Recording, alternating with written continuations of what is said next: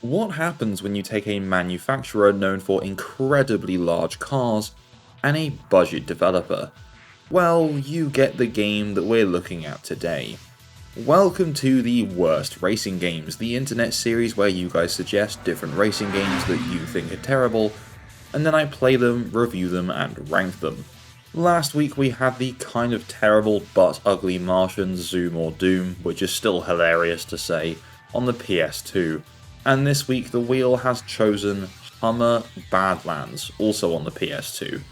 So this released in April 2006 in America, and that was for the PlayStation 2 and original Xbox, and then here in Europe in July 2006. And weirdly, the Xbox version never actually made it to Europe, which is odd considering that version was arguably the more technically capable one. Anyway, this was developed by Technics, who you may recognise for games such as 007 Racing, Ford vs Chevy, and Hot Wheels Beat That. A mixed bag, but very much in the licensed budget racing lane, and we've seen quite a lot of their games here on the channel. It was published by Global Star Software, and honestly that publisher name alone should probably set some expectations. This was never meant to be a premium racing experience. This is budget bin territory, through and through. Now, to be honest, I'm not overly familiar with Hummer's cars, because if you put a Hummer here where I live in England, it would flatten a small village with how small and narrow our roads are. Now, there is something inherently strange to me about the concept of Hummer racing, because really these vehicles are designed for military use, and were later adapted into oversized civilian cars. They're not exactly built for speed, agility, or certainly competitive racing. Yet here we are, a full racing game built entirely around them, and not just off-road challenges either, actual circuit-style racing in vehicles that weigh as much as small buildings. That contradiction is really at the heart of Hummer Badlands. It doesn't quite know what it wants to be. Is it an off-road sim light, an arcade racer, a novelty vehicle showcase? The answer is kind of all of them, I guess, but not particularly good at any of them. So upon booting the game up, you're greeted with a very average looking menu. Like, it's fine. You've got a large image of a Hummer, the game's logo slapped front and center, and a vertical list of options on the right hand side. It's clean, readable and functional, but it's not exactly groundbreaking or bursting with personality. There's no flair or identity, there's nothing that really gives you a hint of excitement before you jump in. It's the kind of menu you forget instantly after you leave it, and honestly, that's a pretty accurate preview of this game as a whole. Now, there's actually a surprising amount of content here, at least on paper. In single player, you've got Extreme Off-Road, Beat the Clock, Championship, Quick Race, and Time Trial. On the surface, that's a solid lineup. It actually sounds like a complete package, but you know what kind of series you're watching here. Once you actually start playing, you realise that quantity doesn't necessarily translate into quality. Extreme Off-Road is probably the most interesting mode, at least conceptually. Instead of racing opponents, you're tackling environmental challenges, climbing steep hills, crossing rivers, navigating rough terrain. This is where the idea of Hummer Badlands actually makes sense. These vehicles are supposed to be rugged, capable and unstoppable, but the execution doesn't really live up to that promise, and we'll get into that a little bit later. Beat the Clock and Time Trial are exactly what you'd expect: race against time, optimize your route, repeat.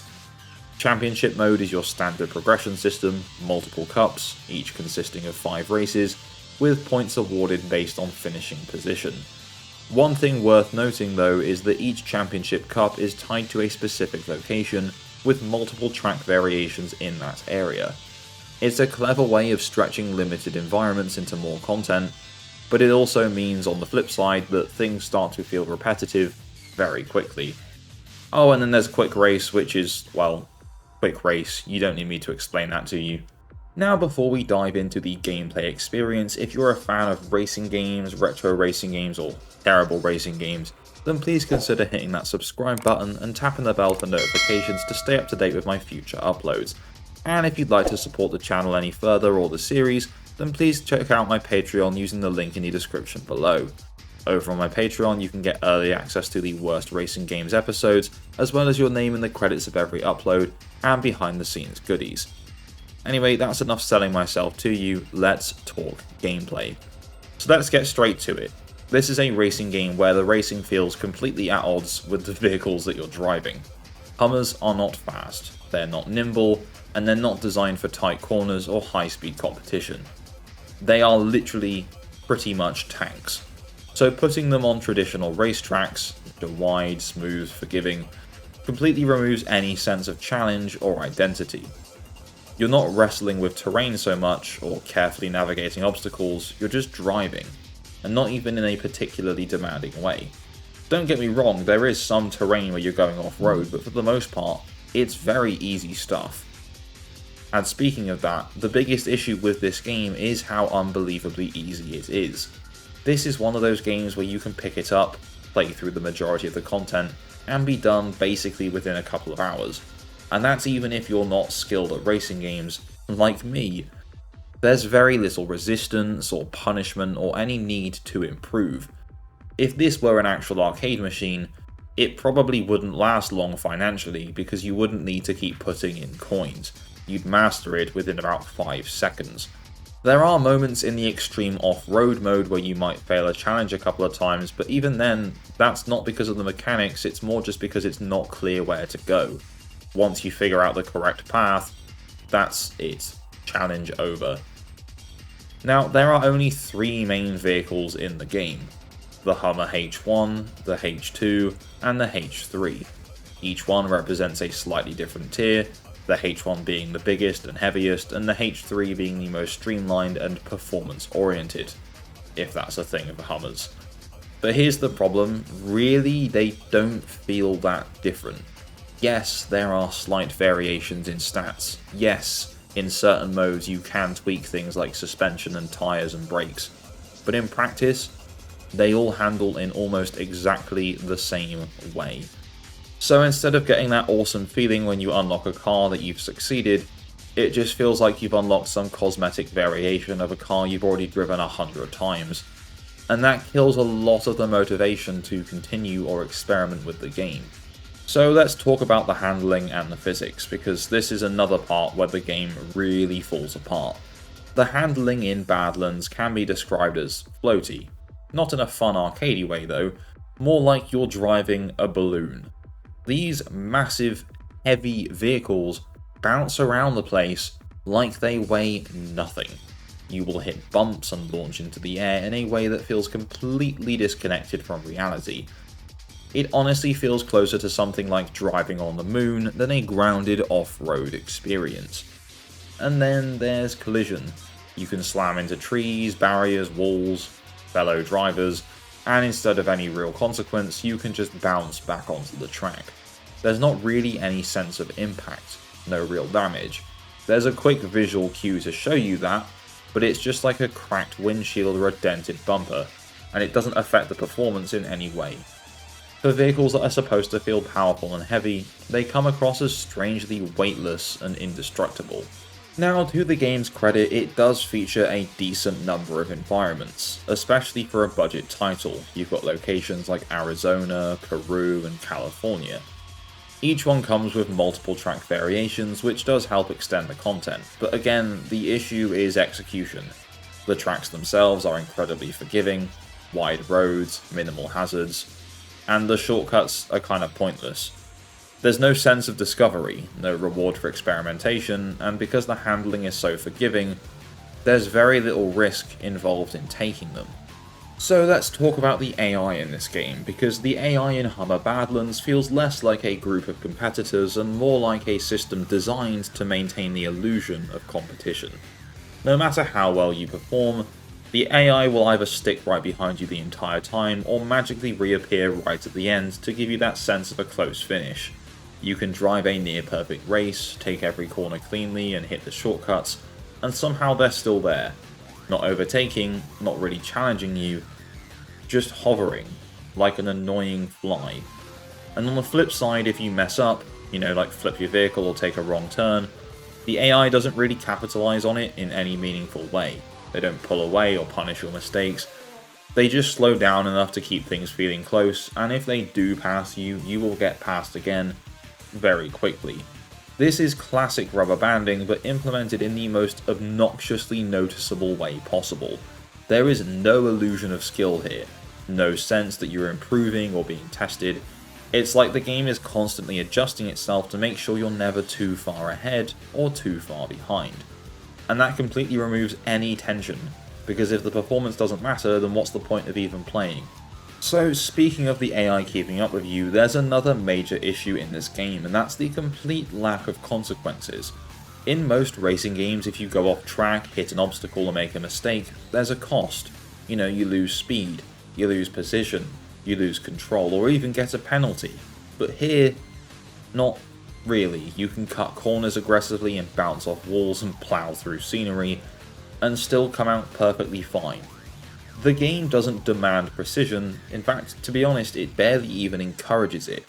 Which means races don't feel like carefully managed runs, they're just complete chaos. And because the AI is always hovering nearby anyway, there's no real penalty for playing badly. So let's talk about how the game actually looks, because for a PlayStation 2 title released in 2006, this is rough. The vehicle models themselves are decent enough, don't get me wrong. The Hummers look recognisable with acceptable levels of detail for the era and budget I'd imagine this game had, but everything around those cars is kind of where it falls apart. The environments are very basic, the textures are low res, they're quite muddy, and they're clearly reused across multiple tracks. Trees, shrubs, fences, they all look like they've been pulled from the same small pool of assets and just dropped into different locations. There's very little variety and very little detail, and very little effort to disguise that. Don't get me wrong, it's not game-breaking, but it really does add to the overall feeling that this is a rushed, low-budget production, and even for the time, this wasn't impressive.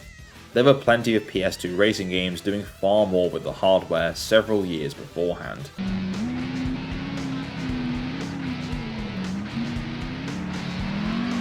The audio side of things is also kind of mixed. The engine sounds are actually pretty solid, there's a decent sense of weight and power when you accelerate, and collisions, despite lacking gameplay impact, do at least sound convincing.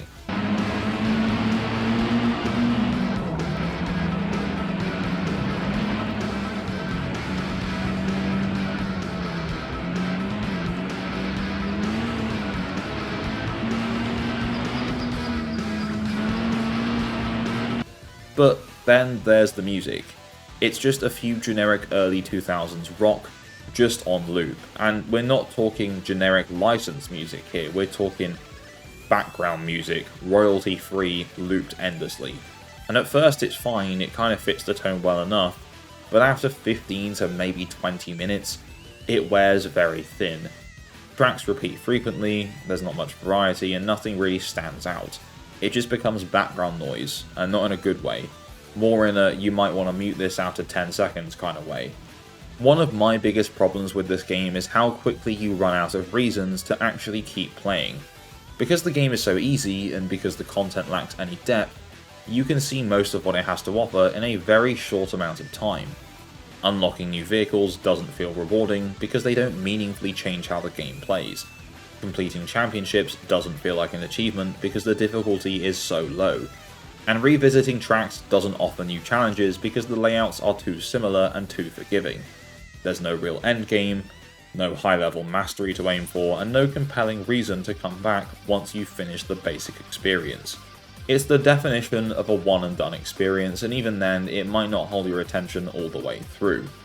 So unsurprisingly, the game did not exactly set the world on fire in terms of its critical response. The PS2 version of this game holds a score of around 48 out of 100 on Metacritic, which feels, about right. Critics at the time pointed out many of the same issues we've discussed, like lack of challenge and repetitive gameplay. There wasn't much praise to balance it out, and at best I think this was seen as a passable budget title, but at worst, completely forgotten. So of course in terms of sales, that meant the game did not make much of an impact either. According to VG charts, the game estimates to have sold about 50,000 copies, which is not great, but also not surprising.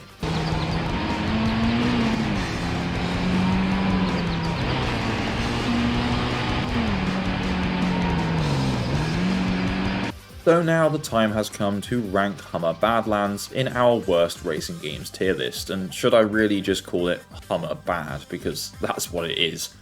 It's definitely not the worst one we've played, and in terms of PS2 licensed car games, it's also surprisingly not the worst either. However, it's still not great. So for me, the game will be joining the likes of DT Carnage, London Racer, and Noble Racing in the rubbish tier. On paper, this game is a cool idea, it has some cool concepts, it just has some really bad execution. And you Technics have made some alright games, so I'm surprised this went so wrong. So is the game worth playing today? And honestly, it probably isn't. Unless you're specifically interested in obscure racing games or early 2000s budget titles, or I guess, Hummers, there's not much here to recommend. There are far better off-road racers on the PS2 and other platforms, and far better arcade racers too. That said, there is a certain novelty to it, and the idea of racing these cars is weird, and that alone might be enough to get a few laughs out of it, but as a game it's very shallow and forgettable. And so that takes us to the end of our look at Hummer Badlands for the PS2, and with it, this week's episode of Worst Racing Games. So let me know in the comments down below. Have you played this game? What do you think of it, and where would you rank this game on the tier list? And as always, if you have any suggestions you want to see added to the wheel, pop that down below as well. If you enjoyed this video, please don't forget to leave a like, and if you haven't done so already, subscribe and tap that bell for notifications to stay up to date with my future uploads. A massive shout out to my Patreon subscribers for the continued support, and all I really have left to say is thank you and goodbye.